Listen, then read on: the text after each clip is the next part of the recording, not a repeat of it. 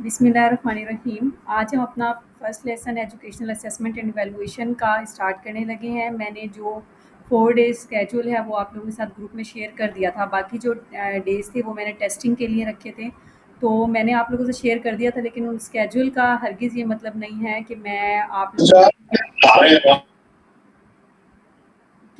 आप लोगों को अपने जो मैंने डिसाइड कर लिया उसी टाइम के अकॉर्डिंग मैं पाबंद रखूँ। आपको ऐसा बिल्कुल भी नहीं है। हमारा सिलेबस जो डे हमने डिसाइड किया हुआ है उससे ऊपर भी हो सकता है और थोड़ा नीचे भी हो सकता है, ठीक है?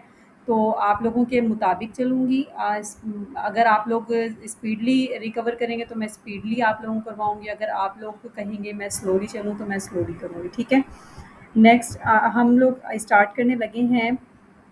कुछ बेसिक कॉन्सेप्ट्स हैं असेसमेंट एंड इवैल्यूएशन के। उन बेसिक कॉन्सेप्ट्स के लिए मैंने एक की टर्म डिज़ाइन की है, जिसे मैं यहाँ पर शॉर्टकट की के तौर पे MCQs paper point of view से मैं आप लोगों को तैयार करवाऊँगी असेसमेंट एंड इवैल्यूएशन। तो एमसीक्यूज़ पॉइंट ऑफ व्यू से ये की जो है TMAE की, इसको मैं प्रोनाउंस करूँगी तमाए के नाम से, जो कि ईज़िली आपको 1 से 2 टाइम्स आपको याद करना पड़ेगा। उसके बाद आपको कन्फर्म याद हो जाएगा और पेपर में किसी किस्म का आपको प्रॉब्लम नहीं होगा। अब ये तमाए है क्या? तमाए एक सीक्वेंशियल हायरार्की है, ठीक है? कुछ असेसमेंट एंड इवैल्यूएशन के कुछ कॉन्सेप्ट, या वो कॉन्सेप्ट्स कौन-कौन से हैं? वो कॉन्सेप्ट्स ये हैं। अब आपको क्लियर हो जाएगा। ये तमाए की हायरार्की की बनाने की वजह ये थी कि इनका एक सीक्वेंस है, एक सीक्वेंशियल मैनर में ये टर्म्स यूज़ होती हैं और इनके सीक्वेंस को याद रखना ज़रूरी है एमसीक्यूज़ पॉइंट ऑफ व्यू के लिहाज से भी, क्योंकि आपसे बहुत सारे क्वेश्चंस हैं। असेसमेंट एंड इवैल्यूएशन एक ऐसा सब्जेक्ट है जिसमें बहुत सारे क्वेश्चंस पीपीएससी का पेपर कवर करता है, ठीक है? आप लोगों में से कुछ एक्सपीरियंस्ड होंगे, पेपर देकर बैठे होंगे, ठीक है? तो उन्हें आइडिया होगा असेसमेंट एंड इवैल्यूएशन से बहुत सारे क्वेश्चंस आते हैं पीपीएससी में। और ये जो 4 टर्म्स आपके सामने आ रही हैं, 4 कॉन्सेप्ट्स आपके सामने आ रहे हैं, इन 4 कॉन्सेप्ट से रिलेटेड तो बहुत सारे 3 टू 4 क्वेश्चंस लाज़मी पूछे जाते हैं, ठीक है? अब इन चारों कॉन्सेप्ट्स के दरमियान डिफरेंस को क्लियर करने के लिए मैंने ये तमाए का जो है कीवर्ड ये डिज़ाइन किया है। अब तमाए से आपको याद रहेगा T for test, M for measurement, A for assessment, E for evaluation. अब हम इन चारों टर्म्स को हम देखेंगे कि सीक्वेंशियली कैसे ये एक दूसरे से इंटर रिलेट कर रही हैं और सेपरेटली ये कैसे कर रही हैं, ठीक है? पहले हम डिस्कस करते हैं टेस्ट को। टेस्ट क्या है, ठीक है? ये बहुत बेसिक क्वेश्चन है, ठीक है? अब यहाँ पर मेरी स्लाइड्स में मेरा कोई हैंडआउट्स नहीं है। असेसमेंट एंड इवैल्यूएशन के ये जो स्लाइड्स हैं यही सब कुछ हैं, ठीक है? ये एमसीक्यूज़ पॉइंट ऑफ व्यू से मैंने तैयार की हुई हैं, जो कि आप ये समझ लें कि मैंने अपने लिए खुद के लिए तैयार की हुई हैं, ठीक है? तो अगर आप फिर भी डिटेल पढ़ना चाहेंगे तो डिटेल में मैं आपको बुक रिकमेंड कर दूँगी। फिर भी अगर आप चाहेंगे तो मैं आप लोगों को हैंडआउट्स बना दूँगी। लेकिन इतना मेरा नहीं ख़्याल कि बहुत सारी अकेडमीज़ हैं वो आपको जो है मटीरियल्स इतना प्रोवाइड करती हैं कि आपके लिए उन्हें कवर करना ही मुश्किल हो जाता है। आप लोगों को आइडिया भी होगा, लेकिन मेरी ये जो स्लाइड्स हैं ये एक किस्म का आपके नोट्स ही होंगे जो आप शायद खुद भी इसी तरीके से बनाती हैं। टेस्ट क्या है? Test set of questions and instrument systematic procedure for measuring a sample of behaviour, ठीक है? टेस्ट सिंपल सिंपल जो इसकी डेफिनेशन है वो यही है कि सेट ऑफ क्वेश्चंस, ठीक है? टेस्ट जो होते हैं वो सेट ऑफ क्वेश्चंस होते हैं आपके, जो या एक टूल है या इंस्ट्रूमेंट है जो आप किसी भी बिहेवियर को चेक करने के लिए, मेजर करने के लिए आप एडॉप्ट करते हैं, ठीक है? अब यहाँ पर जो हिरारिकल मैं उसमें जाऊँगी तो उसमें जो टेस्ट है वो इस वक्त यहाँ पर परफॉर्म कर रहा है क्वालिटेटिव फॉर्म में, ठीक है? क्वालिटेटिव फॉर्म में ऐसे कि ये आपको आंसर करता है आपके जिन बिहेवियर्स को मेजर करने जा रहे हैं उन बिहेवियर्स के जो आंसर्स हैं वो आपको इस फॉर्म में देता है, जैसे हाउ वेल टाइप के, कि ये कैसा है, ठीक है? इसने कैसा काम किया। फॉर एग्जांपल मैं टेस्ट की एग्जांपल देती हूँ। आप एक पेपर ले रहे हैं, एक पेपर में जो आप असेसमेंट कर रहे हैं स्टूडेंट की, तो जो पेपर के चेकिंग वाला टाइम है ना वो आपका टेस्ट वाला स्टेप कहलाता है। बिल्कुल बेसिक स्टेप है, सबसे जो है नैरोएस्ट टर्म है ये, ठीक है? सबसे पहली टर्म है असेसमेंट एंड इवैल्यूएशन की। कि इसमें आप क्या करते हैं, आप सबसे पहला क्वेश्चन ये करते हैं कि हाउ वेल, यानी ये टेस्ट कैसा किया हुआ है। फॉर एग्जांपल आपने किसी का टेस्ट उठाकर देखा है तो फर्स्ट व्यू में आप यही चेक जज करेंगे हाउ वेल। तो ये जो आपका क्वेश्चन का आंसर है इसमें गुड और बैड इस टाइप का मतलब आंसर बनता है हाउ वेल का, ठीक है, कि ये कैसा है। तो आप दो तरीके से जवाब दे सकते हैं, गुड है बैड है, ठीक है, ट्रू है रॉन्ग है राइट है, इस टाइप का आप क्वेश्चन देते हैं। अगर चेकिंग वाली साइड पे आए तो आप क्रॉस लगाते हैं या टिक लगाते हैं, तो जो कि शो करता है कि ये राइट है या रॉन्ग है। तो हाउ वेल का जो आंसर्स आपके सामने आ रहे हैं ये क्वालिटेटिव फॉर्म में, किसी किस्म की न्यूमेरिक्स इसमें शामिल नहीं है, तो इसलिए जो टेस्ट होता है ये क्वालिटेटिव फॉर्म में आता है। और जो टेस्ट है, टेस्ट के बारे में एक बात और बता दूं जो मैंने इधर नोट्स इधर नहीं लिखी, लेकिन आप लोग नोट डाउन कर लें, मैं इसे भी अपडेट कर दूंगी कि जो टेस्ट है ये एक लैटिन वर्ड से डिराइव किया गया है जिसके जो कहलाता है टेस्टम, जिसके जो मीनिंग हैं वो कहलाते हैं लिड ऑफ वेसल, ठीक है। लिड ऑफ वेसल मीन्स कि किसी बर्तन का ढक्कन हो गया, ठीक है। अगर इंग्लिश में मैं इसे कहूँ तो movable cover of a container, ठीक है। किसी कंटेनर का मूवेबल कवर जो होता है या लीड होती है वो क्या कहलाती है, टेस्टम कहलाती है, और टेस्टम से ही इस टेस्ट वर्ड को ड्राइव किया गया है, ठीक है। कोई क्वेश्चन हो तो आप लोग मुझसे पूछ सकते हैं दरमियान में, और जब आप लोगों को लगे कि मेरी आवाज़ नहीं आ रही तो प्लीज़ मुझे फ़ौरन से बता दीजिएगा, ठीक है। अच्छा जी, अब टेस्ट के बारे में मैंने आप लोगों को बताया कि सेट ऑफ क्वेश्चंस होते हैं, क्वालिटेटिव फॉर्म में होता है। उसके अलावा एक इंस्ट्रूमेंट या टूल होता है, और ये सिस्टमैटिक प्रोसीजर्स होते हैं जो किसी भी सैम्पल ऑफ बिहेवियर को मैयर करने के लिए इस्तेमाल होते हैं। ये टोटल टेस्ट की एक डिस्क्रिप्शन है एमसीक्यूज़ पॉइंट ऑफ व्यू से जो मैंने आपको बताई है, ठीक है। नेक्स्ट हम लोग देखते हैं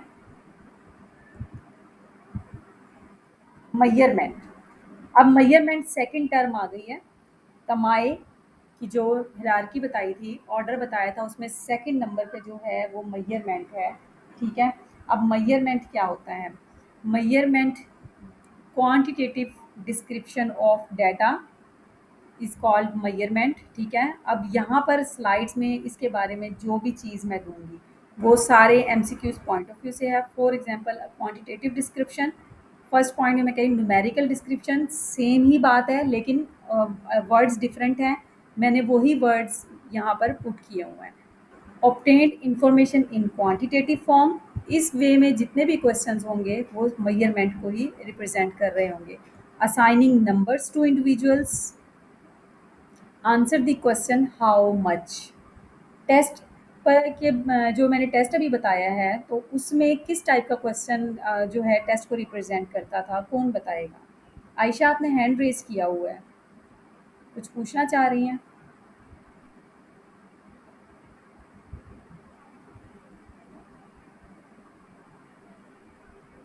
ओके। इशरत फातिमा, आप मुझे बताएं कि मैंने टेस्ट के बारे में क्या बताया, कि किस टाइप का क्वेश्चन होता है जिसका आंसर करता है टेस्ट।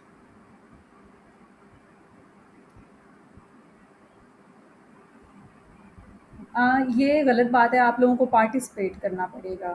मैं बिल्कुल ऐसे पैसिवली आप लोगों को लेक्चर डिलीवर नहीं कर सकती, आप लोग फुली पार्टिसिपेट किया करें। या आप लोगों को मेरी आवाज़ नहीं आ रही है? जी Farkhanda. Yes, ma'am. You told about the test. The test is derived from Latin word that is testum, and it means that movable lid. And test is a set of questions, and it answers about the qualitative questions that how well well, something is. Okay, okay good. Thank you. Okay, measurement जो है वो आपका जो answer करता है वो how much करता है, ठीक है। हाउ मच से आपको आइडिया हो रहा होगा कि क्वांटिटेटिव वे में आप इसका आंसर करेंगे, वो एक किस्म की मिकदार पूछ रहा है, ठीक है।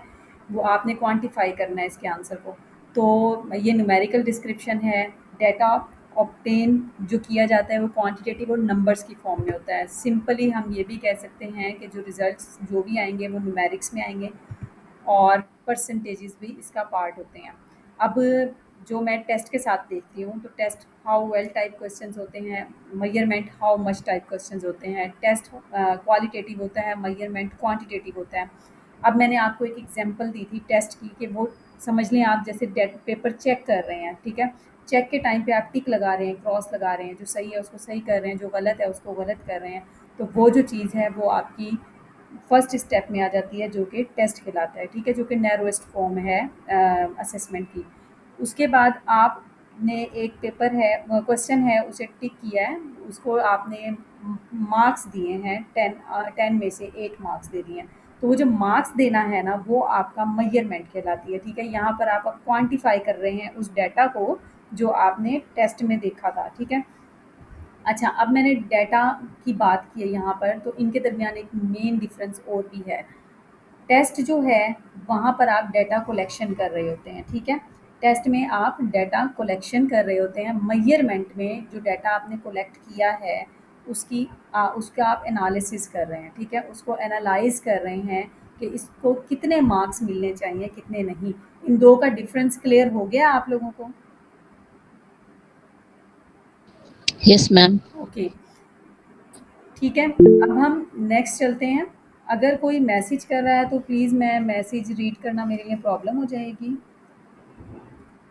क्योंकि वो लैपटॉप पे मैं इजीली देख सकती हूँ मैसेज, आप लोगों के सेल पे मेरी तवज्जो जाएगी तो मैं लेक्चर मैं बोल नहीं सकूँगी। ओके, नेक्स्ट है असेसमेंट, जो कि थर्ड टर्म है। थर्ड टर्म क्या है? असेसमेंट जो होती है, अब मैंने वहाँ पर बताया था कि टेस्ट में डाटा कलेक्शन हो रही है और मेजरमेंट में डाटा एनालिसिस हो रहा है। तो जो असेसमेंट है, यहाँ पर जो मेजरमेंट वाला डाटा, उसकी इंटरप्रिटेशन हो रही होती है, ठीक है। उसकी इंटरप्रिटेशन कैसे हो रही होती है? यहाँ पर दोनों वेज में हो रही होती है, उन दोनों को कंबाइन करके, उन दोनों से जो रिजल्ट्स मिले उन्हें कंबाइन करके, क्वांटिटेटिव फॉर्म में भी और क्वालिटेटिव फॉर्म में भी, ठीक है। It assessment is called the interpretation of measurement data. It measures the quantity and quality of learning, ठीक है। ये आपने चेक कर लिए पेपर, ठीक है, फर्स्ट स्टेप में। जी आमना ज़हूर, क्या पूछना चाह रही हैं आप?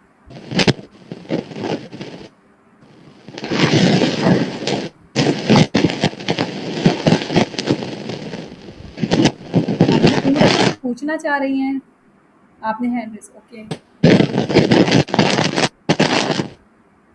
ओके, आप अपना माइक ऑफ कर दें, नेट की कोई प्रॉब्लम नहीं है, ठीक है। इसमें 2 टाइप के क्वेश्चंस होते हैं, how well and how much type के। हाउ वेल रिप्रेजेंट कर रहा है क्वालिटेटिव फॉर्म को, हाउ मच क्वांटिटेटिव फॉर्म को। अब यहाँ पर है कि ये फॉर्मेटिव होती है, डायग्नोस्टिक होती है, प्रोसेस ओरिएंटेड होती है। ये 3 टर्म्स क्या हैं? इन 3 टर्म्स को पेपर पॉइंट ऑफ व्यू से अगर आप देखें, तो याद रखिएगा, ये वाली जो टर्म्स हैं, फॉर्मेटिव, डायग्नोस्टिक, ये आपकी करिकुलम में भी, प्रोसेस ओरिएंटेड, ये आपके करिकुलम में भी इंक्लूड होगा कॉन्सेप्ट, ठीक है। जब करिकुलम पढ़ेंगे तो अब अगर यही क्लियर कर लेंगे तो आपको वहाँ पर भी करिकुलम को आप अंडरस्टैंड कर लेंगे। अब फॉर्मेटिव कैसे होती है असेसमेंट? अब असेसमेंट जो होती है, ये नेचर में फॉर्मेटिव इसलिए है कि आप इसको इंटरप्रेट, अब ये देखे जाए पूरा हिरारिकल प्रोसीजर में मिड में आ रहा है, ठीक है, असेसमेंट। तो इस वजह से इसे फॉर्मेटिव कहते हैं कि आप असेस कर रहे होते हैं लर्निंग प्रोसेस को, लर्निंग सिचुएशंस को, ठीक है, डिफरेंट टाइप ऑफ क्वेश्चंस के थ्रू। तो इसलिए ये नेचर बाय नेचर जो होती है असेसमेंट फॉर्मेटिव होती है। डायग्नोस्टिक क्यों कहलाती है? क्योंकि डायग्नोस्टिक भी जो है, ये भी प्रोसीजर, डायग्नोस्टिक असेसमेंट जो होती है, ये भी आपकी ड्यूरिंग द लर्निंग प्रोसेस होती है, ठीक है। लेकिन दोनों में डिफरेंस जो होता है वो हम अगली अगली स्लाइड्स में पढ़ेंगे। लेकिन फॉर्मेटिव और डायग्नोस्टिक जो है, ये जब आपका लर्निंग चल रही होती है और उसके दौरान ही होने वाली प्रॉब्लम्स को असेस करना डायग्नोस्टिक कहलाता है, और फॉर्मेटिव जो होता है उसके दरमियान जो आपने लर्न किया उसको असेस करना फॉर्मेटिव कहलाता है। प्रोसेस ओरिएंटेड का मतलब भी, ये वर्ड्स अलग हैं लेकिन इनका कॉन्सेप्ट सेम है। प्रोसेस ओरिएंटेड का मतलब भी है कि ड्यूरिंग द प्रोसेस अगर कुछ अकर हो रहा है, ठीक है, कोई ओरिएंटेशन हो रही है, तो वो प्रोसेस ओरिएंटेड कहलाएगा। फॉर्मेटिव और डायग्नोस्टिक दोनों process oriented and during the process हो रही होती हैं। तो अगर आपसे असेसमेंट के बारे में पूछा जाए तो फॉर्मेटिव जो असेसमेंट है, डायग्नोस्टिक असेसमेंट है, दोनों पार्ट होती हैं एक प्रोसेस ओरिएंटेड असेसमेंट का, क्योंकि दोनों ड्यूरिंग द प्रोसेस हो रही होती हैं।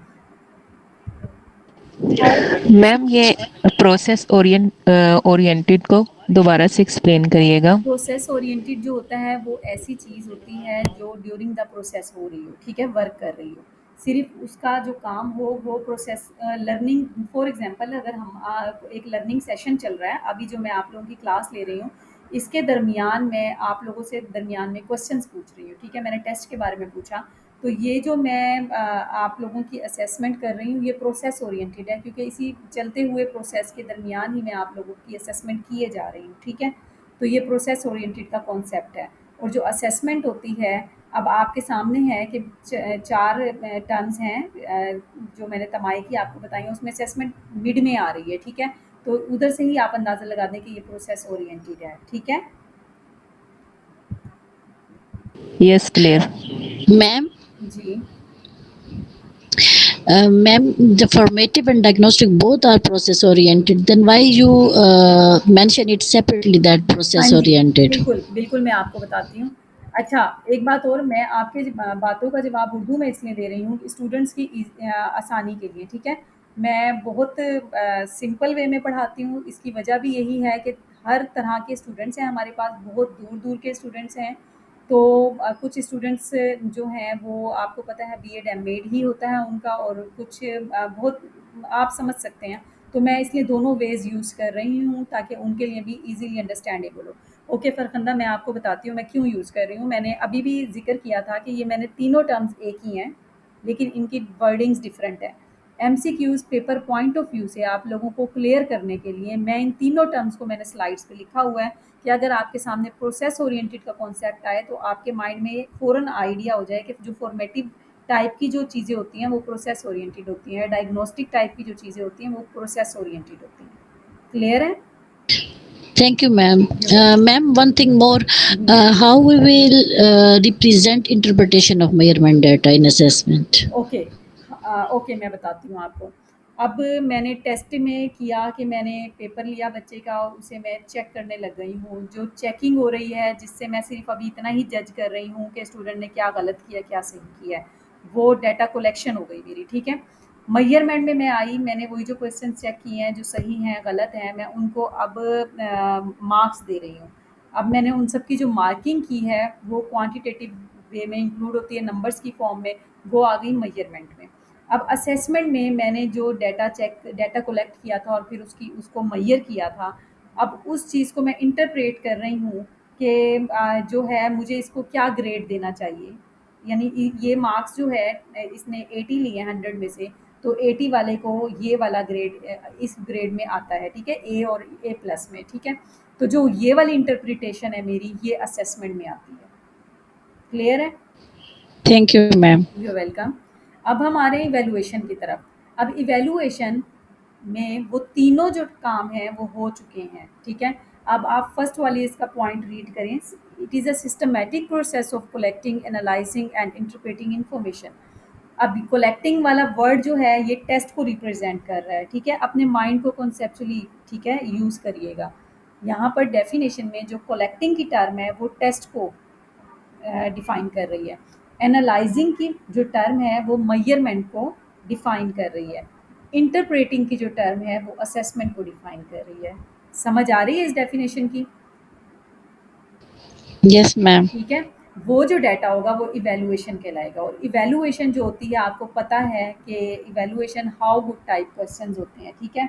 इसमें डिसीजन मेकिंग हो रही होती है, ये जजमेंटल प्रोसेस होता है, इसमें डिसीजन मेकिंग हो रही होती है और यहाँ पर ये जो वर्ड्स हैं सबका मीनिंग सेम ही होगा लेकिन अल्फाज डिफरेंट हैं, इसलिए मैंने राइट किए हुए हैं।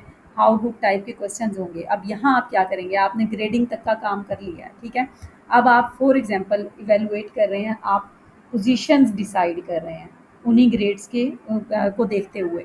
तो वो जो पोजीशन डिसाइड करने वाला काम है वो इवैल्यूएशन में आ जाएगा। ये फर्स्ट है, ये सेकंड है, थर्ड है, फोर्थ है, ठीक है?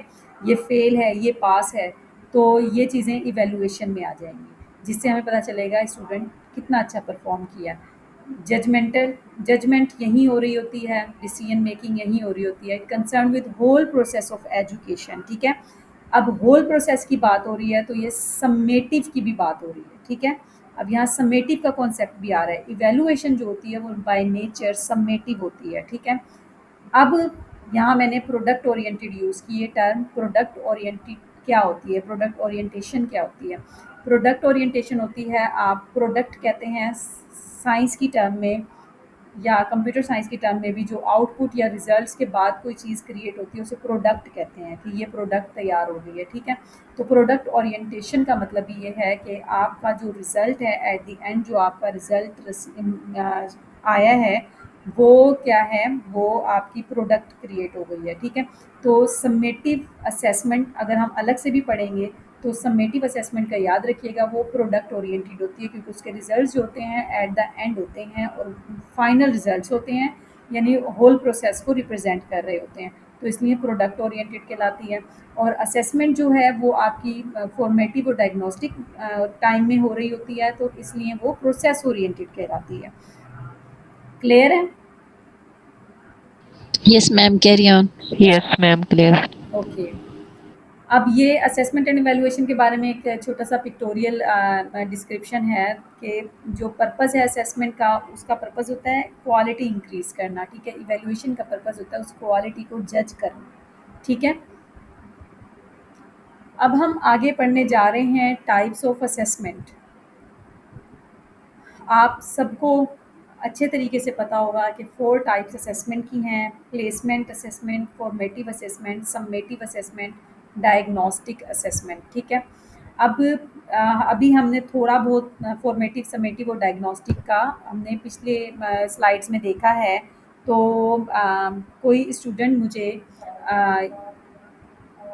अज़ान हो रही है मेरी साइड पे, थोड़ी-सी देर मैं रुकती हूँ, ठीक है? प्लीज़।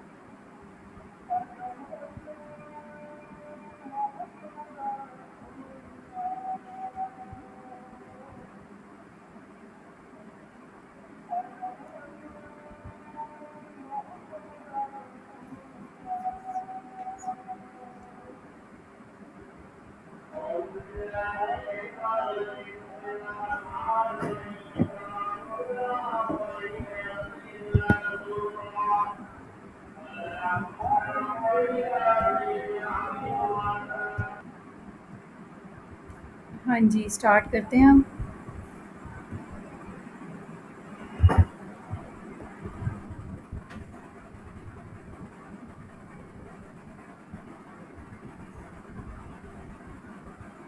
ओके, हम टाइप्स ऑफ असेसमेंट को डिस्कस कर रहे थे। टाइप्स ऑफ असेसमेंट में अब हम आते हैं सबसे पहले प्लेसमेंट असेसमेंट की तरफ। प्लेसमेंट असेसमेंट क्या होती है? जैसे आपको नाम को अगर आप नाम पर ही गौर करें, प्लेसमेंट, ठीक है? किसी भी चीज़ को सही जगह पर प्लेस करने के लिए आप असेसमेंट कर रहे हैं, ठीक है? अब इसमें यहाँ पर लिखा हुआ है पीपल्स एंट्री परफॉर्मेंस, ठीक है?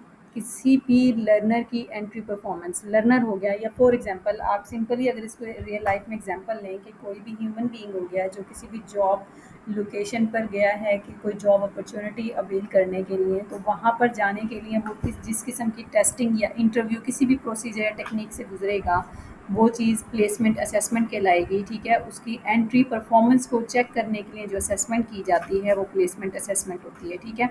It place are learners according to his और her ability.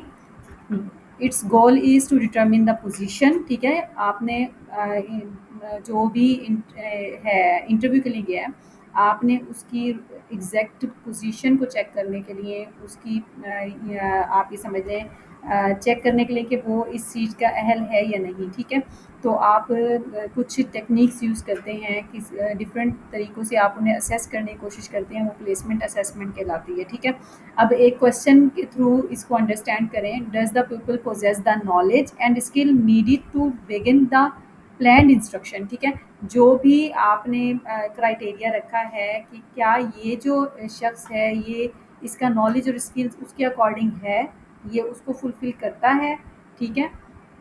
Design to place the right person in the right place, simple इसकी डेफिनेशन है ये। Achievement test that measures skill proficiency, ठीक है। उस टाइप के टेस्ट जिसमें स्किल प्रोफिशिएंसी हमें क्लियर हो कि ये मेजर कर सके इजीली, वो जो टेस्ट हैं वो प्लेसमेंट असेसमेंट के लिए यूज़ होते हैं, ठीक है।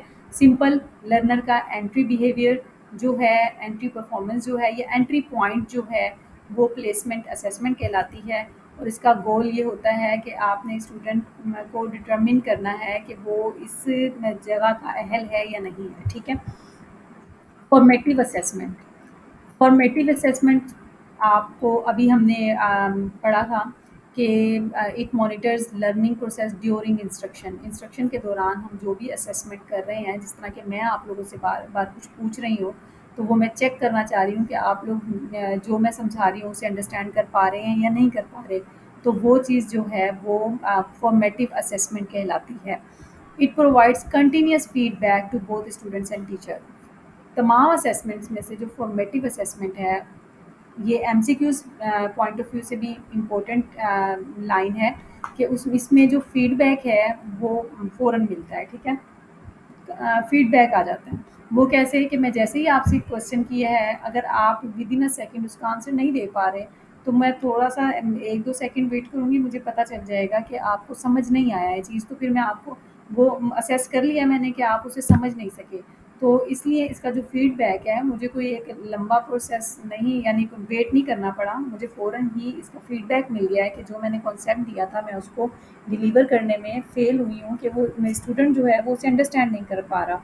तो इसलिए जो फॉर्मेटिव असेसमेंट है ये कंटिन्यूअसली फीडबैक प्रोवाइड कर रही होती है टीचर और स्टूडेंट बोथ साइड से, ठीक है।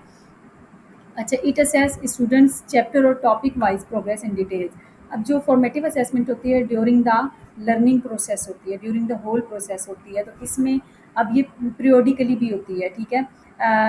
इसके लिए डिफरेंट टर्म्स यूज़ होती हैं, बेंच मार्किंग टाइप की भी होती है। उसका भी यही होता है कि आपने डिसाइड कर लिया, आपने चैप्टर वाइज असेस करना है, टॉपिक वाइज असेस करना है, डेली असेस करना है, वीकली असेस करना है। तो जो ये दरमियान में आप जो असेसमेंट्स कर रहे हैं ना, ये फॉर्मेटिव असेसमेंट कहलाती हैं। Examples include asking students to draw a concept map in class to represent their understanding of a topic, ठीक है। यानी आप क्लास के दौरान ही स्टूडेंट को कह रहे हैं कि आप एक आइडिया दें आप किसी भी टॉपिक के बारे में, ठीक है। कॉन्सेप्ट मैप ड्रॉ करें ताकि आप अंडरस्टैंड कर सकें कि इसे कॉन्सेप्ट क्लियर है या नहीं है, ठीक है। तो ये जो इस टाइप की जो एक्टिविटी या चीज़ है ये कहलाएगी फॉर्मेटिव असेसमेंट। अब फॉर्मेटिव असेसमेंट के लिए एक और टर्म यूज़ होती है, इसे फर्स्ट एड ट्रीटमेंट कहा जाता है, ठीक है। फर्स्ट एड ट्रीटमेंट क्यों कहा जाता है कि छोटे-छोटे लेवल्स पे होने वाली जो लर्निंग प्रॉब्लम्स हैं स्टूडेंट को पेश आ रही हैं, उनका उसी टाइम पर ट्रीटमेंट हो जाता है। अब मैंने आपसे क्वेश्चन किया, आप उसका जवाब अभी नहीं दे सके, तो मैं उसी टाइम आपको समझाने की कोशिश करूँगी, क्लियर करवाऊँगी। तो वो चीज़ ट्रीटमेंट कहलाती है और ये फर्स्ट एड ट्रीटमेंट कहलाता है फॉर्मेटिव असेसमेंट, ठीक है। अब टीचर मेड टेस्ट हो गए, ऑब्जर्वेशन टेक्निक्स हो गई। फॉर एग्जांपल अगर फेस टू फेस क्लास में इस वक्त हम बैठे होते हैं, तो मैं आप में से आपके अपने ऑब्जर्वेशन के थ्रू बता सकती थी कि फ़लाँ स्टूडेंट है वो फोकस नहीं कर रहा या उसको समझ नहीं आया कुछ भी, तो क्या रीज़न्स थी। तो ये जो असेसमेंट है ये ड्यूरिंग द लेसन हो रही है, इसलिए ये भी ऑब्जर्वेशन टेक्निक भी जो है ये फॉर्मेटिव असेसमेंट में बहुत हेल्प आउट करती है। टीचर मेड टेस्ट भी जो आप छोटे से टेस्ट डिज़ाइन कर रहे हैं स्टूडेंट से कंडक्ट करने के लिए, प्री टेस्ट हो जाता है, आपने एक दिन पढ़ाया नेक्स्ट डे क्लास में गए हैं वो ले लिया है, वो पिछले क्लास की असेसमेंट ले ली है, या आप पढ़ाने से पहले आपने छोटा-सा एक टेस्ट कंडक्ट कर लिया कि बच्चे इसके बारे में क्या जानते हैं। तो ये इस टाइप की जो टेस्टिंग है ये फॉर्मेटिव असेसमेंट कहलाती हैं। नेक्स्ट है सम्मेटिव असेसमेंट। सम्मेटिव असेसमेंट क्या होती है? सम से निकली है, सम मीन्स टोटल, और टोटल मीन्स के at the end as a whole आप कोई रिजल्ट्स हैं वो कर रहे हैं, कंबाइन कर रहे हैं, या तैयार कर रहे हैं, तो सम्मेटिव असेसमेंट कहलाती है। It typically comes at the end of a course, ठीक है। It is an assessment made at end of the programme. Same ही चीज़ है, लेकिन डेफिनेशंस का जो वे है ये डिफरेंट डिफरेंट मैंने बुक्स हो गई जो शायद आप लोगों के पास ही मौजूद हो, मैंने उन तमाम को यहाँ स्लाइड्स में कंबाइन किया है कि आपको पता है सबसे ज़्यादा जो कंफ्यूज करने वाला पेपर टाइम पे चीज़ें होती हैं वो ढेर किताबों का और मटेरियल्स का। तो और आप जो नोट्स बनाने बैठते हैं तो उनकी वजह फिर यही होती है, इतनी किताबें होने के बावजूद हम नोट्स क्यों बना रहे होते हैं, उसकी वजह ये होती है पेपर टाइम पे हमें इतनी सारी चीज़ों में कंफ्यूज ना होना पड़े, हमारे अपने सामने शॉर्ट नोट्स हों। तो यहाँ पर मैंने वही शॉर्ट नोट्स तैयार करने की कोशिश की है, जो कि ये आपके सामने हैं कि वर्डिंग्स बात एक ही होगी लेकिन अल्फाज मुख्तलिफ हैं। उसकी वजह ये है कि आपके सामने बार बार गुजरेंगी, आप जितनी बार इन लाइन्स को पढ़ेंगे आपको समेटिव असेसमेंट कन्फर्म हो जाएगा। It determines the overall success and failure, ठीक है। अब मैंने एज अ होल की भी बात की है अभी बोलते हुए, तो ओवरऑल का जो कॉन्सेप्ट है वो भी यही है, एट द एंड का कॉन्सेप्ट है वो भी यही है कि आप एट द एंड ओवरऑल जो भी सक्सेस हैं या जो भी फेलियर हैं, जो भी रिजल्ट आया है, चाहे वो सक्सेस है चाहे वो फेलियर है, वो समेटिव असेसमेंट कहलाता है। It helps in future decisions. जो समेटिव असेसमेंट होती है ना वो एट द एंड होती है, ठीक है। और उसमें आपको पता चल जाता है कि जो आप इतने अरसे से कुछ जो आपका एम था उसे लर्न कर रहे थे, क्या आपने वो एम अचीव किया या नहीं किया। तो उसकी बेस पे फिर आपके आपके फ्यूचर डिसीजंस होते हैं। फॉर एग्जांपल आप फेल हो गए हैं तो ऑब्वियसली आप मेडिकल में नहीं जा सकते, ठीक है। आपको वहाँ पर फ़ौरन से फिर आपको अपना डिसीजन लेना पड़ता है कि अब आप क्या करेंगे।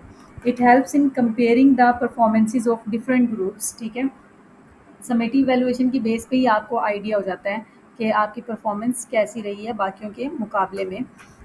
इसमें भी टीचर मेड अचीवमेंट टेस्ट होता है इसका। अच्छा, सबसे अहम इम्पोर्टेंट जो चीज़ है अचीवमेंट टेस्ट का जो वर्ड है वो यूज़ होता है। अचीवमेंट टेस्ट जो होते हैं वो आपकी फाइनल अचीवमेंट्स को मेजर करने के लिए यूज़ होते हैं, ठीक है। इसमें परफॉर्मेंस रिपोर्ट जो कि रिजल्ट कार्ड्स, ठीक है, सिंपल वर्ड्स, रिजल्ट कार्ड्स जो हैं आपके वो जो हैं टूल्स हैं जिससे आपको अंदाज़ा हो जाता है कि ये असेसमेंट है लर्नर की।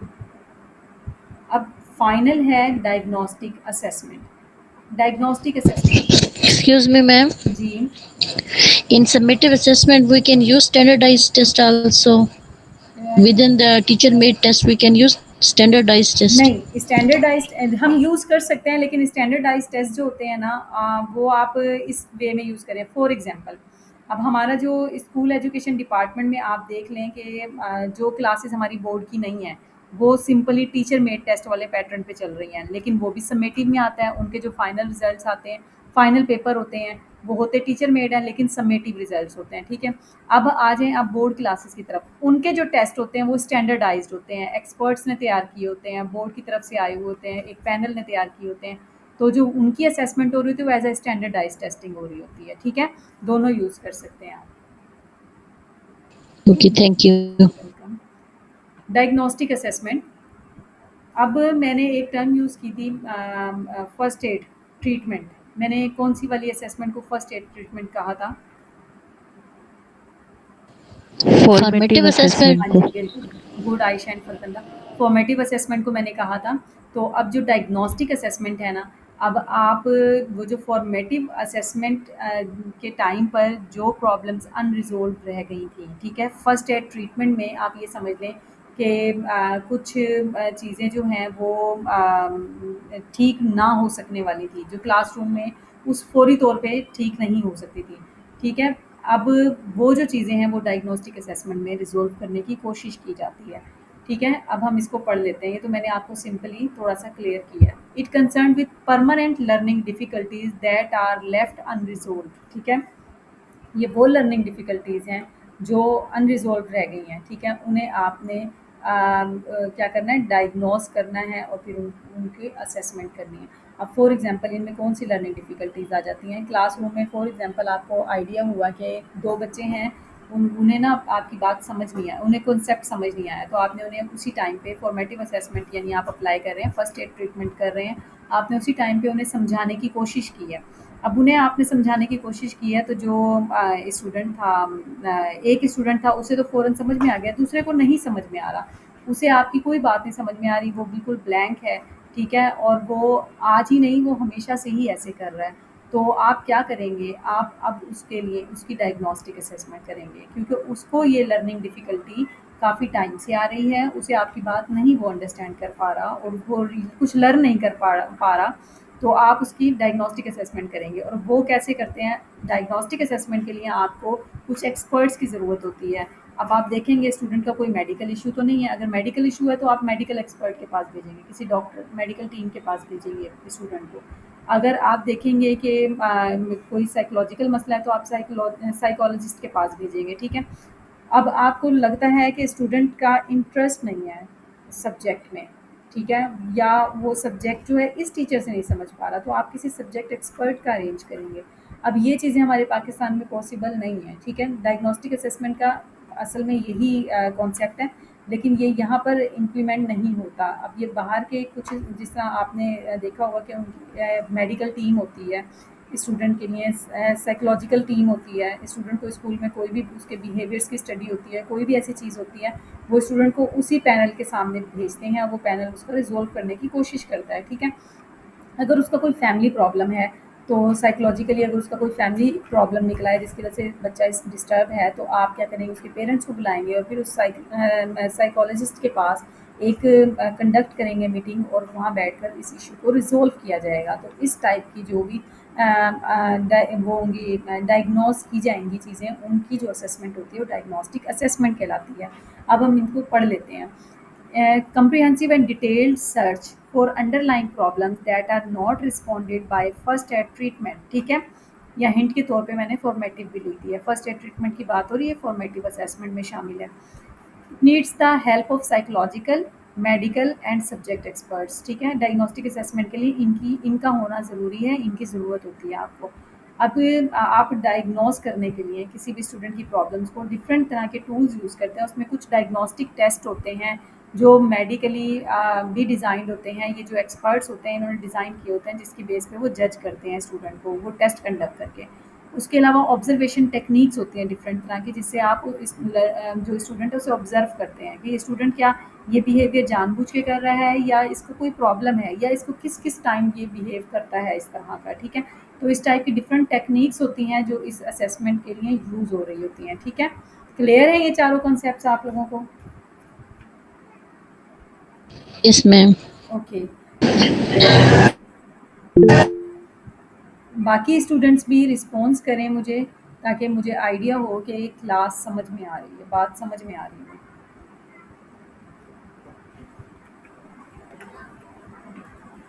यानी बात समझ नहीं आ रही है आप लोगों को।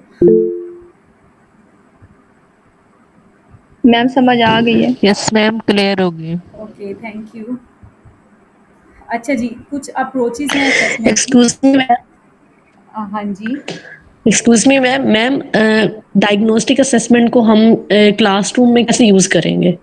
हाँ जी, मैं बताती हूँ। डायग्नोस्टिक असेसमेंट को हम क्लासरूम में कैसे यूज़ करेंगे? अब हम आपको शायद ये चीज़ इसलिए थोड़ी अच्छे से समझ नहीं आ रही होगी कि हमारे यहाँ ये इम्प्लीमेंट नहीं होती। हमारे स्कूल्स के जो लेवल है वो मतलब इस टाइप के नहीं है, यहाँ का कॉन्सेप्ट ऐसा नहीं है। लेकिन मैं अगर अमेरिकन सिस्टम की बात करूँ, तो वहाँ पर स्कूल्स में पैनल्स होते हैं हर तरह के। एक एजुकेशनल पैनल होता है जो टीचिंग का काम अंजाम दे रहा होता है, साइकोलॉजिस्ट होते हैं, उसके अलावा जो होता है मेडिकल टीम होती है, सब्जेक्ट एक्सपर्ट्स होते हैं। तो अब वहाँ क्या होता है, अगर किसी स्टूडेंट, मैंने अभी 2 स्टूडेंट्स की एग्जांपल रखी थी आपके सामने, आप उसको फर्स्ट एड मतलब आपने फॉर्मेटिव असेसमेंट की, यानी ड्यूरिंग लेसन आप मुझे असेस करना चाह रहे थे, तो आपने क्वेश्चन किए, तो एक स्टूडेंट ने जवाब नहीं दिया सही, तो आपने उसी टाइम, उन दोनों ने जवाब नहीं दिया, आपने उसी टाइम उनको समझाने की कोशिश की, तो उनमें से एक को समझ में आ गई, तो उस पर तो फर्स्ट एड ट्रीटमेंट है वो काम कर गया आपका, ठीक है? फॉर्मेटिव असेसमेंट ने काम कर लिया, अब दूसरे वाले को किसी भी तरह नहीं समझ में आ रही, आपने डिफरेंट तरीके यूज़ किए, नहीं आ रही, तो आप क्या करेंगे कि आप अपने स्कूल की जो पैनल है उनके सामने उस बच्चे को पेश करेंगे और आप अपना प्रॉब्लम उस बच्चे की रिपोर्ट डिस्कस करेंगे कि इस बच्चे की ये रिपोर्ट है, या साइकोलॉजिकली ये इस तरह बिहेव कर रहा है, या ये फोकस नहीं कर रहा, क्या रीज़न है। तो अब टीचर का काम यहाँ ख़त्म हो जाएगा, वहाँ पर अब उस टीम का काम शुरू हो जाएगा। अब वो टीम डायरेक्टली अब उस बच्चे को से क्वेश्चनिंग करके मतलब ऑब्जर्वेशन के थ्रू या डिफरेंट टेक्निक्स के थ्रू अंडरस्टैंड करने की कोशिश करेगी आखिर प्रॉब्लम है क्या, ठीक है। तो जो कि टीचर से नहीं रिजॉल्व हो सका उसे हमारे तक लाना पड़ा। तो फॉर एग्जांपल अब अगर उन्हें आइडिया होगा बच्चे से बात करके बच्चे का कोई फैमिली इशू है, ठीक है, जिसकी वजह से बच्चा डिस्टर्ब है, तो वो फिर उसके पेरेंट्स को बुलाएंगे, फिर बैठ के डिस्कस करेंगे और उस प्रॉब्लम को रिजॉल्व करने की कोशिश करेंगे। अगर फॉर एग्जांपल बच्चे को कोई आई साइड इशू है कि बच्चा अगर मैम अगर कुछ व्हाइट बोर्ड पे लिख रही हैं, कोई लेसन डिलीवर कर रही हैं, प्रोजेक्टर पे दिखा रही हैं, बच्चे को विजिबल नहीं है, जिसकी वजह से बच्चा सही से नहीं कुछ भी अंडरस्टैंड कर पा रहा, तो वहाँ पर उन्हें आइडिया हो जाएगा और फिर वो मेडिकल टीम के थ्रू उसका आई ट्रीटमेंट और ये सब कुछ मतलब करवा के और उसके पेरेंट्स को इन्फॉर्म करेंगे। तो ये वाली जो चीज़ें हैं ये डायग्नोस्टिक असेसमेंट में आ जाती हैं कि जो उसकी प्रॉब्लम को डायग्नोज कर रहे हैं वो डायग्नोस्टिक असेसमेंट कहलाती है, ठीक है। Thank you ma'am. You welcome. अच्छा जी, नेक्स्ट है अप्रोचेस टू असेसमेंट। ये बहुत इंपॉर्टेंट अप्रोचेस हैं। लास्ट पीपीएससी में इससे एक क्वेश्चन आया था, मुझे बहुत अच्छी तरह याद है। Assessment for learning, assessment as learning, assessment of learning, same चीज़ें हैं, अभी हम पीछे पढ़ कर गए हैं लेकिन अल्फाज मुख्तलिफ हैं। आपने असेसमेंट फॉर लर्निंग बताना है कि उन 4 जो असेसमेंट की टाइप्स हैं उनमें से ये कौन सी है। असेसमेंट एज लर्निंग क्या है, असेसमेंट ऑफ लर्निंग क्या है, ठीक है।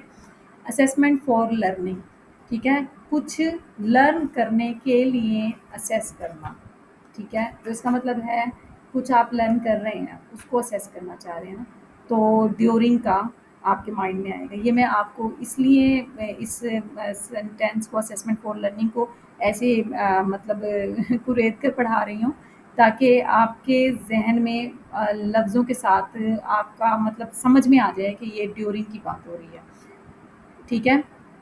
इसमें क्या होता है जो असेसमेंट होती है वो ड्यूरिंग और बिफोर लर्निंग प्रोसेस होती है, ठीक है। यानी अभी आपका लर्निंग प्रोसेस कंप्लीट नहीं हुआ, ठीक है, या शुरू हो रहा है या चल रहा है, ठीक है। अब इसमें formative assessment, diagnostic assessment and placement assessment, ये तीनों टाइप की असेसमेंट इसमें आती है असेसमेंट फॉर लर्निंग में, ठीक है।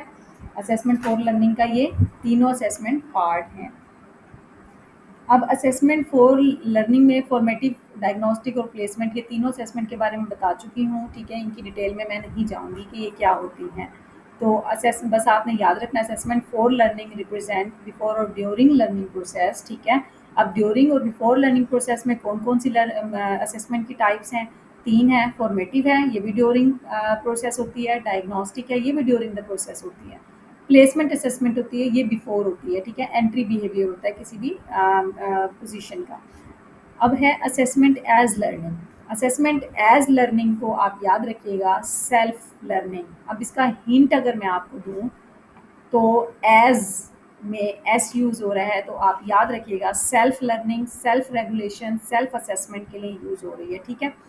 अब जो है असेसमेंट एज लर्निंग में सेल्फ असेसमेंट कैसे हो रही होती है, सेल्फ असेसमेंट ऐसे हो रही होती है कि आप अपना ही अपनी जो परफॉर्मेंस है उसको देख रहे होते हैं, उसको बढ़ाने के लिए आप जो है डिफरेंट एक्शंस अपने डिफरेंट किस्म की हैबिट्स, अपनी एटीट्यूड्स उनमें चेंज लाते हैं, अपने आप को सेल्फ रेगुलाइज कर रहे होते हैं, ठीक है। ये हो गई असेसमेंट एज लर्निंग में सेल्फ रेगुलेशन। अब यहाँ पर 3 इसकी टाइप्स बताई हैं कि इसमें कौन कौन से तरीके यूज़ हो सकते हैं। एब्सेटिव होता है, सेल्फ होता है और पीयर असेसमेंट होते हैं। एब्सेटिव असेसमेंट क्या होती है, इसमें ये होता है कि आप अपनी जो परफॉर्मेंस है, ठीक है, स्टूडेंट की जो परफॉर्मेंस है उसको आप अब स्टूडेंट जो है अपनी पिछली परफॉर्मेंस के साथ कंपेयर कर रहा होता है और उसे फिर बेटर करने की कोशिश कर रहा होता है। इस तरह क्या करता है वो अपने आप को सेल्फ असेस कर रहा होता है, सेल्फ रेगुलाइज कर रहा होता है, ठीक है। अब आ गया सेल्फ असेसमेंट। ये सिंपली वही है जो मैंने अभी आपको सेल्फ असेसमेंट के बारे में बताया। अपनी एब्सेटिव में मैंने ये बताया है कि वो अपनी असेसमेंट को अपनी प्रीवियस अचीवमेंट के साथ कंपेयर कर रहा होता है और फिर मज़ीद अच्छे करने की कोशिश करता है। अच्छा, सेल्फ असेसमेंट में वो अपनी ही बस असेसमेंट कर रहा है सिंपल वर्ड में। पीयर असेसमेंट में क्या होता है कि वो अपने जो पीयर या अपने साथी फेलोज़ हैं उनको कह रहा होता है कि वो उसकी परफॉर्मेंस को रेट आउट करें, जिससे क्या होगा उसको आइडिया हो जाएगा कि मैं कैसा परफॉर्म कर रहा हूँ। ठीक है, ये भी असेसमेंट एज लर्निंग में आता है, लेकिन कर वो अपनी ही असेसमेंट रहा है लेकिन अपने फेलोज़ अपने पेयर्स की हेल्प से। ठीक है, तो ये चीज़ जो कहलाएगी असेसमेंट एज लर्निंग कहलाएगी। असेसमेंट ऑफ लर्निंग क्या होती है? ऑफ लर्निंग, ठीक है, लर्निंग की असेसमेंट, यानी अब लर्निंग हो चुकी है उसकी आपने असेसमेंट करनी है। ठीक है, it's done after lesson. Lesson complete होने के बाद आप असेसमेंट कर रहे हैं तो लर्निंग असेसमेंट ऑफ लर्निंग कहलाएगा। अब ऑब्वियसली यहाँ पर समेटिव असेसमेंट इंक्लूड होगी क्योंकि एट द एंड होती है, और इंटर्म और बेंचमार्क। ठीक है, बेंचमार्क का एक और नाम इंटर्म होता है। जो इंटरिम है, ये आईएम है। ठीक है, जो इंटरिम असेसमेंट होती है उस इंटरिम का मतलब ये होता है कि आप सेम टाइम में करना। ठीक है, अब सेम टाइम ड्यूरेशन में कुछ करना। बेंचमार्क भी ये होता है कि आपने फिक्स पीरियड के बाद आपने कुछ पोजीशन बना लिया। फॉर एग्जांपल, आपने क्लास को ये बता दिया आपने चैप्टर वाइज असेसमेंट करनी है, यानी एक एक चैप्टर कंप्लीट करने के बाद तो वो असेसमेंट ऑफ लर्निंग में आ जाएगा। आप वो एक चैप्टर चाहे 2 दिन में कंप्लीट हो रहा है, 3 दिन में, चाहे पूरे वीक में कंप्लीट हो रहा है, स्टूडेंट्स को ये पता है कि हमारा टेस्ट तभी होगा जब हमारे चैप्टर कंप्लीट हो जाएगा। उसके बाद नेक्स्ट टेस्ट तब होगा जब दूसरा चैप्टर कंप्लीट हो जाएगा। तो ये बेंच मार्क्स आपने डिसाइड कर लिए हैं कि इस, यानी ये आपने डिसाइड कर लिया है कि आप इन इन टाइमिंग्स में जो है टेस्ट कंडक्ट करेंगी। क्लियर है? Yes ma'am. मैम ये जो आपने बताया अभी इप्सेटिव जो असेसमेंट होती है और मैम पीयर्ड असेसमेंट होती है, मैम काइंडली इसमें थोड़ा सा डिफरेंस एलैबोरेट कर दें कि अच्छा, हम बता दें। मैम स्पेशली इप्सेटिव पे ज़रा। अच्छा, इप्सेटिव होती है, पीयर असेसमेंट एक डिफरेंट चीज़ है। उससे नाम से ही पता चल रहा है, अपने पीयर्स से, अपने क्लास फेलोज से, अपने एज फेलोज से वो अपनी असेसमेंट करवाना चाह रहा है ताकि उसे आइडिया हो कि वो मतलब इम्प्रूव कर रहा है या नहीं कर रहा। ठीक है, सिंपल वर्ड्स में। इप्सेटिव होती है वो खुद ही करेगा, वो अपनी करेगा खुद ही, लेकिन अपनी जो परफॉर्मेंस है उसको अपनी प्रीवियस परफॉर्मेंस के साथ कंपेयर करेगा। यहाँ पर इप्सेटिव में प्रीवियस परफॉर्मेंस के साथ कंफर्म करेगा। और ऑब्जेक्टिव को याद करने का आपको पता है, हमारे यहाँ कॉन्सेप्ट एक अलग चीज़ है, कॉन्सेप्ट्स के थ्रू लर्निंग एक अलग चीज़ है, बहुत डीप लर्निंग है। तो उसके अलावा भी अगर जब आप याद किया करें तो हिंट के तौर पे, क्योंकि याद करना भी बहुत ज़रूरी है, मेमोरी का होना भी बहुत ज़रूरी है। तो इप्सेटिव का मैं आपको बताते हुए मेरे माइंड में आया ये भी याद करने का तरीका। तो आप इप्सेटिव से में पी यूज़ हो रहा है, इससे प्रीवियस आपकी इंफॉर्मेशन या प्रीवियस नॉलेज या प्रीवियस आपकी परफॉर्मेंस। ठीक है, इन वर्ड्स को याद रखें कि जो प्रीवियस है ना आपका रिकॉर्ड, उसको वो अपनी करंट सिचुएशन या करंट रिकॉर्ड के साथ मैच करेगा, यहाँ पर कंपेयर करेगा। तो उसके बाद वो अपने आप को अपनी सेल्फ असेसमेंट करेगा। ठीक है, क्लियर है? ओके मैम, क्लियर है। Thank you ma'am. Okay Ma'am, जी, Farkhanda. interim and benchmark are synonyms term. Both have same meanings. बिल्कुल, बिल्कुल सिनोनिम्स ही हैं। इंटरिम जो वर्ड है ना उसका मतलब ये है कि टाइम ड्यूरेशन जो है ना वो दरमियान से मतलब सेम रखना, सेम टाइम ड्यूरेशन होना, कोई लिमिट रखना। आप डिसाइड कर लें ये सेम टाइम ड्यूरेशन है, इसके मीनिंग्स ये इसी टाइप के आते हैं। ठीक है, और बेंचमार्किंग जो होती है वो भी यही होती है कि आपने एक बेंचमार्क डिसाइड कर लिया कि आपने इस टाइमिंग में वो करना है, टेस्ट कंडक्ट करना है, तो या असेसमेंट करनी है। ठीक है, जो लर्न कर रहे हैं उसकी असेसमेंट इस जगह पर करनी है, इस पॉइंट पे आके करनी है, तो वो बेंच मार्किंग कहलाएगी। ओके, अब ये वहाँ पर जो मैं अभी डिस्कस कर रही थी प्रोडक्ट ओरिएंटेड और प्रोसेस ओरिएंटेड असेसमेंट को, तो असेसमेंट की नेचर ये होती हैं। अब यहाँ पर प्रोडक्ट ओरिएंटेड असेसमेंट जो है वो आपको क्लियर हो गई होगी। एट द एंड जो आपका आउटपुट, आउटकम, रिजल्ट होगा वो प्रोडक्ट कहलाता है। तो अब एट द एंड वाला रिजल्ट कौन देखता है? वो समेटिव असेसमेंट में देखा जाता है। उसके बाद प्रोसेस ओरिएंटेड में फॉर्मेटिव है, फॉर्मेटिव के अलावा डायग्नोस्टिक भी है, यहाँ पर शामिल कर लीजिएगा। कि प्रोसेस ओरिएंटेड में क्या होता है कि जो आपका ड्यूरिंग द प्रोसेस जो वर्क होता है वो इंक्लूड होता है, और वो आप फॉर्मेटिव में भी कर रहे होते हैं और डायग्नोस्टिक में भी कर रहे होते हैं। ठीक है, क्या आज के दिन के सिलेबस में ये इंक्लूड था टॉपिक जो मैं यहाँ पर स्लाइड में शो हो रहा है?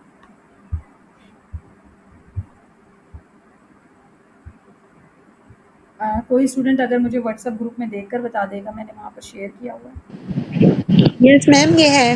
ओके, चलिए हम इसे स्टडी कर लेते हैं। ठीक है, अब हम टेस्ट आइटम्स जब भी सिलेक्ट करते हैं, selecting appropriate type of test items, ठीक है, तो उसका क्या किन बेस से करते हैं हम? बाय मेथड, ठीक है, और बाय पर्पस, दो तरीक़ों से हम टेस्ट जो है सिलेक्ट करते हैं टेस्ट आइटम्स। अब types of test by method क्या हैं?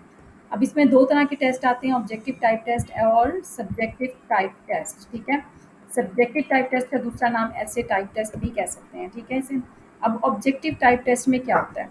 ऑब्जेक्टिव टाइप टेस्ट में दो तरह के टाइप्स टेस्ट शामिल होते हैं, सप्लाई टाइप और सिलेक्शन टाइप। ठीक है, सप्लाई टाइप और सिलेक्शन टाइप टेस्ट। अब सप्लाई टाइप टेस्ट कौन से होते हैं? सप्लाई टाइप टेस्ट वो टेस्ट होते हैं जिनमें आप कुछ वर्ड्स अपनी तरफ से सप्लाई कर रहे होते हैं। ठीक है, आपने यानी जो स्टूडेंट है उसने अपनी तरफ से कुछ अल्फाज लिखने होते हैं, वो वाले टेस्ट यानी लिखने होते हैं या सप्लाई करने होते हैं, वो सप्लाई टाइप टेस्ट कहलाते हैं। अब इसमें जो हैं दो टेस्ट शामिल होते हैं सप्लाई टाइप टेस्ट में, शॉर्ट आंसर क्वेश्चंस और कंप्लीशन, जो कि fill in the blanks example है। ठीक है, कंप्लीशन टाइप के जिसमें आपने खुद से राइट करने होते हैं। ठीक है, अब शॉर्ट आंसर्स को मैं इनको बहुत ज़्यादा डिटेल में डिस्कस नहीं करूँगी, आप सब लोग अच्छे से जानते हैं शॉर्ट क्वेश्चन आंसर्स टाइप के क्वेश्चन कैसे होते हैं, fill in the blanks type के कैसे होते हैं। ठीक है, अब शॉर्ट क्वेश्चन आंसर्स में क्या होता है, इसमें 2 to 3 लाइन्स में आपने आंसर देना होता है। ठीक है, तो ये जो होता है ये शॉर्ट आंसर क्वेश्चन कहलाता है। कंप्लीशन में क्या होता है कि आपने फिर एक ब्लैंक छोड़ी होती है जगह, वहाँ पर आपने सेंटेंस को कंप्लीट करने के लिए कोई वर्ड अपनी तरफ से सप्लाई करना होता है या पुट करना होता है। ठीक है, तो ये जो है दोनों टाइप सप्लाई टाइप टेस्ट की हैं। सिलेक्शन टाइप टेस्ट में क्या होता है? सिलेक्शन टाइप टेस्ट में आपके सामने मौजूद होती हैं, ठीक है, आपने उनमें से कोई चीज़ कोई आंसर या कोई बेटर चीज़ है सिलेक्ट करनी होती है, इसमें सिलेक्शन टाइप टेस्ट कहलाते हैं। अब ये 3 तरह के हैं, ट्रू फॉल्स और अल्टरनेटिव रिस्पॉन्स। ठीक है, ट्रू फॉल्स और अल्टरनेटिव रिस्पॉन्स टेस्ट। और उसके बाद मैचिंग टेस्ट जिसका मैच द कॉलम टाइप के। ठीक है, और मल्टीपल चॉइस क्वेश्चंस, ये 3 जो टेस्ट हैं ये सिलेक्शन टाइप टेस्ट में आते हैं। इसमें आपने कुछ भी अपनी तरफ से राइट नहीं करना होता, सब आपके सामने गिवन होता है, आपने उनमें से चूज़ करना होता है। अब ट्रू फॉल्स टेस्ट में आपके सामने मतलब स्टेटमेंट दी होती है, आपने जस्ट ट्रू या फॉल्स में उसका रिस्पॉन्स देना होता है। ठीक है, ऑल्टरनेटिव रिस्पॉन्स यहाँ इसलिए लिखा हुआ है कि अगर ट्रू है तो मतलब फॉल्स नहीं होगा, अगर फॉल्स है तो ट्रू, यानी इन दो में से कोई सा भी ऑल्टरनेटिवली आप सिलेक्ट करेंगे। अगर एक नहीं है तो ऑब्वियसली ऑल्टरनेट दूसरा उन्होंने दिया हुआ होगा कि अगर फॉल्स नहीं है तो ट्रू होगा, अगर ट्रू नहीं है तो फॉल्स होगा। मैचिंग द कॉलम में आपने जो है दो आपको पैरेलल लाइंस में आपके सामने कॉलम्स होते हैं, उनमें से एक प्रीमिस कहलाता है, एक रिस्पॉन्स कहलाता है। ठीक है, फर्स्ट वन इज़ प्रीमिस, यानी जिसके लिए आप आंसर जो है तलाश कर रहे हैं। ठीक है, फॉर विच यू इसका अगर मैं एग्जैक्ट मैं बोलूँ ना जो आपके बुक में लिखा हुआ है। ठीक है, for which you are going to solve the answer, और जो वो है आपका कहलाएगा रिस्पॉन्स। रिस्पॉन्स का ये है कि मतलब कि आपका एक क्वेश्चन के तौर पे बनाया गया है। ठीक है, जिसमें आपका जो आंसर है वो बनाया गया है, वो कहलाएगा रिस्पॉन्स, यानी कोई आपने रिस्पॉन्स दिया गया है। 1 मिनट प्लीज़।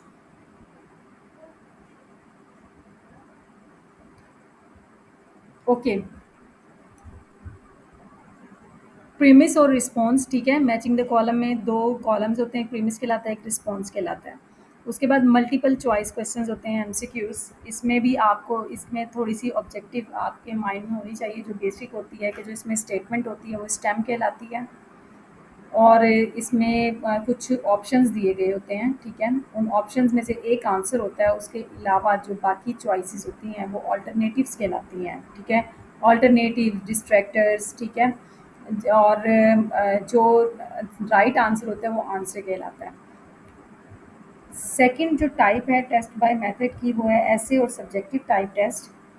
अब सब्जेक्टिव टाइप टेस्ट में क्या होता है, 2 तरह के क्वेश्चंस होते हैं, एक्सटेंडेड रिस्पॉन्स और रिस्ट्रिक्टेड रिस्पॉन्स। एक्सटेंडेड रिस्पॉन्स क्या होता है? रिस्ट्रिक्टेड रिस्पॉन्स क्या होता है, इसे देख लेते हैं।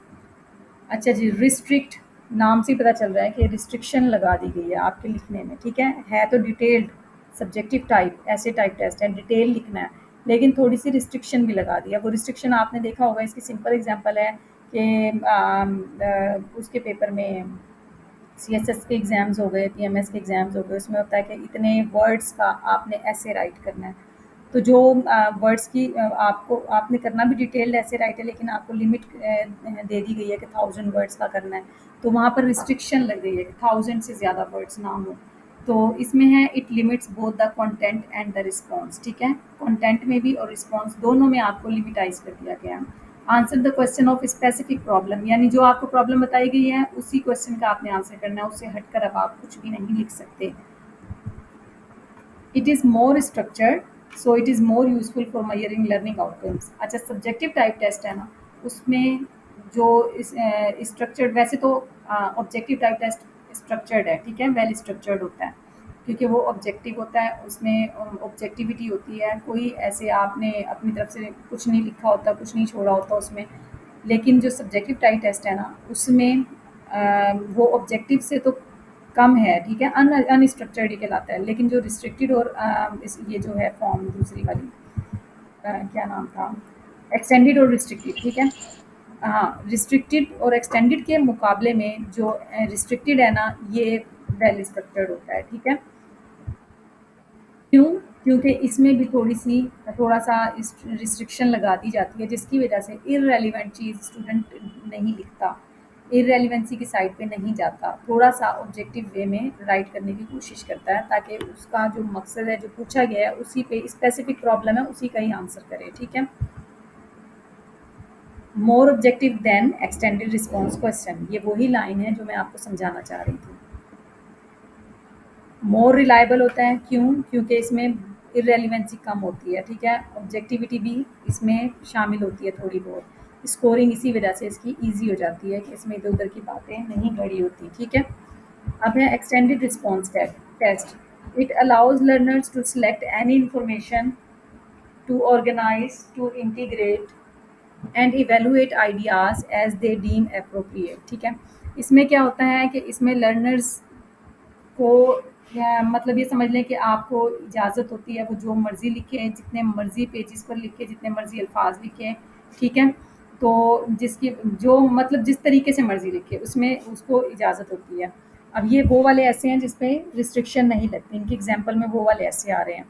Complete freedom to express ideas, copying is difficult. अब ज़ाहिर है और अपनी मर्ज़ी से लिखना है, तो अब उसके साथ जो स्टूडेंट हैं बैठे हुए हैं, वो चीटिंग नहीं कर पाएँगे, क्योंकि उन्हें वो अपने माइंड से अपनी मर्ज़ी से लिख रहा है, जो मर्ज़ी लिख रहा है। तो दूसरे वाले स्टूडेंट हैं, वो मतलब उसे नहीं पता, वो अपने आइडियाज़, उसका कॉन्सेप्ट क्या है, वो क्या लिख रहा है, वो क्या कहना चाह रहा है, तो वो इस चीज़ को कॉपी नहीं कर पाएँगे, कॉपी करना डिफ़िकल्ट हो जाता है। स्कोरिंग इज़ डिफ़िकल्ट हो जाती है, क्यों? क्योंकि इसमें इररेलेवेंसी बहुत ज़्यादा होती है, स्टूडेंट ने मकसद से हट के भी बात की हुई होती है, तो स्कोरिंग करना, फ़ैसला करना बहुत मुश्किल हो जाता है। सक्सेस और फेलियर में बी ड्यू टू चॉइसेस, यानी यहाँ पर ये होता है कि जो स्टूडेंट ने अच्छा किया है, बुरा किया है, इसका फ़ैसला इस बात पे होता है कि स्टूडेंट ने लिखा क्या है। अब उसे ऐसे लिखने की कहा था, अब वो ऐसे लिखते-लिखते किसी और तरफ चला गया, ये क्या है? तो ये अब स्टूडेंट की अपनी चॉइस पे था, उसने क्या लिखना पसंद किया है, क्या चॉइसेस थी उसकी, उसने क्या-क्या बातें उसमें लिखी हैं। तो अब उसी की बेस पे डिसाइड होता है कि सक्सेस मतलब ये पास है या फेल है, ठीक है? क्लियर है? Yes, ma'am. Okay, test by purpose. Test by purpose में 2 तरह के टेस्ट होते हैं, टीचर मेड टेस्ट और standardised test. Teacher made test में, हाँ जी, नाहिदुल्ला ने हैंड रेज़ किया हुआ है, क्या कहना चाह रहे हैं?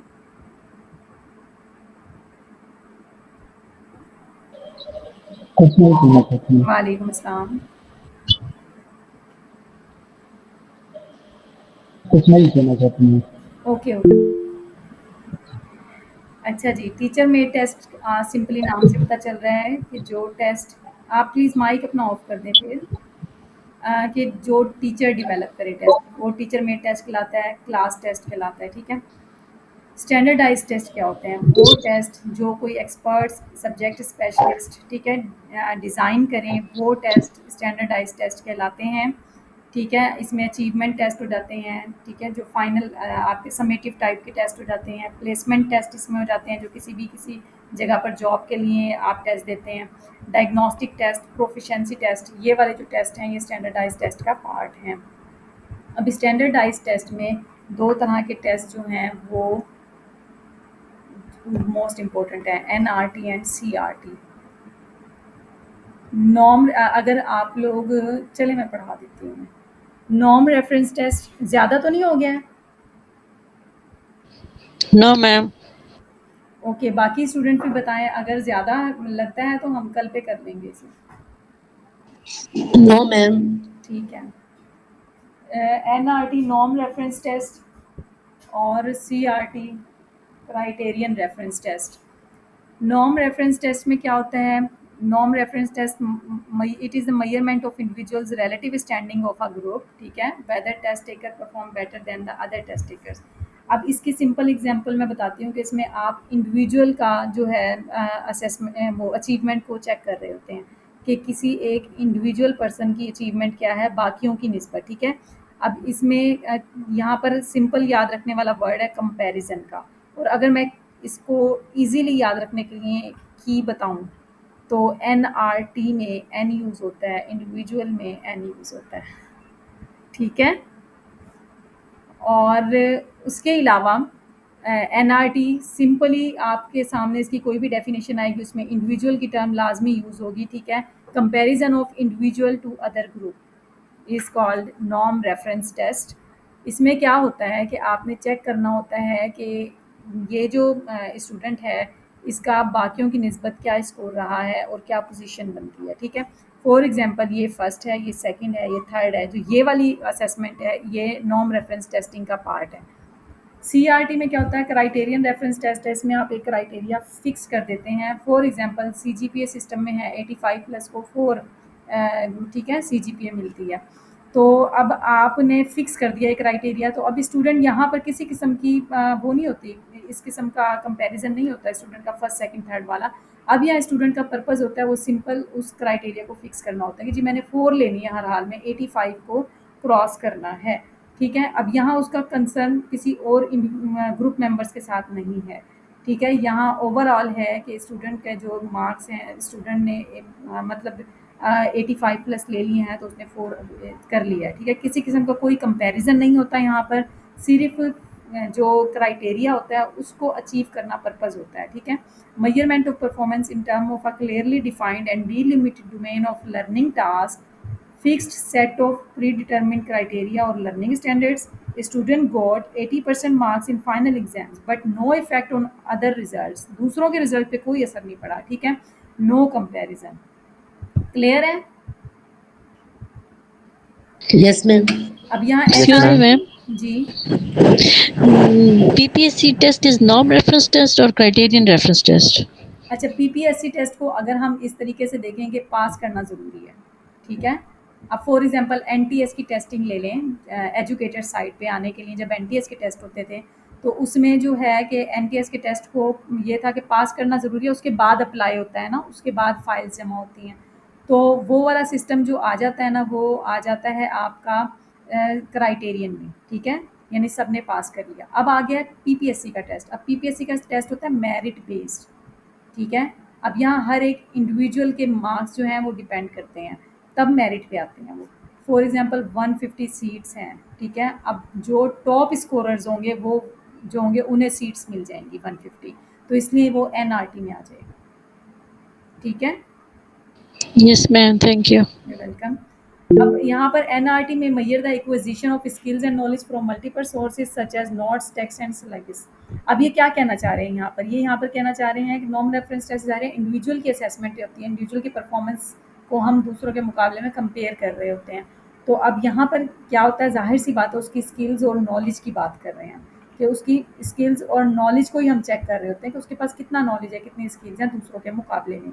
क्राइटेरियन में क्या होता है, it measures performance on specific concepts, ठीक है। अब यहाँ पर सिर्फ परफॉर्मेंस देख रहे हैं, परफॉर्मेंस अच्छी है या बुरी है, किसी दूसरे के साथ कंपैरिजन नहीं कर रहे। The content of NRT is much broader and superficial than the content measured by CRT. Obviously वहाँ पर NRT में individually assess मतलब हम परफॉर्मेंस को चेक कर रहे हैं, इंडिविजुअली कंपैरिजन कर रहे हैं, जिसकी वजह से ज़्यादा ब्रॉडर होता है और सुपरफिशियल होता है, ठीक है। CRT में जस्ट हर एक, हमें किसी का कोई कंपैरिजन, किसी की कोई पोजीशन नहीं चेक करनी, बस हर एक ने एक क्राइटेरिया उसको अचीव कर लेना है बस, ठीक है। बस यही था, यहीं तक था आपका सिलेबस आज। यस मैम, यहीं तक था। चलें ठीक है, तो टाइम भी वैसे Thank you. हमारा ऊपर हो गया है। थोड़ा सा टाइमिंग की मुझे टेंशन इसलिए हो रही थी कि 2 मंथ्स की मेरी छोटी सी बेबी है उसे मैंने 1 आवर के लिए उसे घर वालों ने संभाला हुआ है, तो मुझे थोड़ा सा बस उसकी तरफ से थोड़ा सा मैं ऐसे ना मेंटली थोड़ी सी वो रहती हूँ कि जल्दी जल्दी कंप्लीट करवा लूँ, इसी वजह से मैं ज़रा लेट भी ज्वाइन किया आप लोगों को। चलें ठीक है, अब यहाँ तक आप लोगों को कोई भी प्रॉब्लम, कोई भी किसी भी किस्म का प्रॉब्लम हो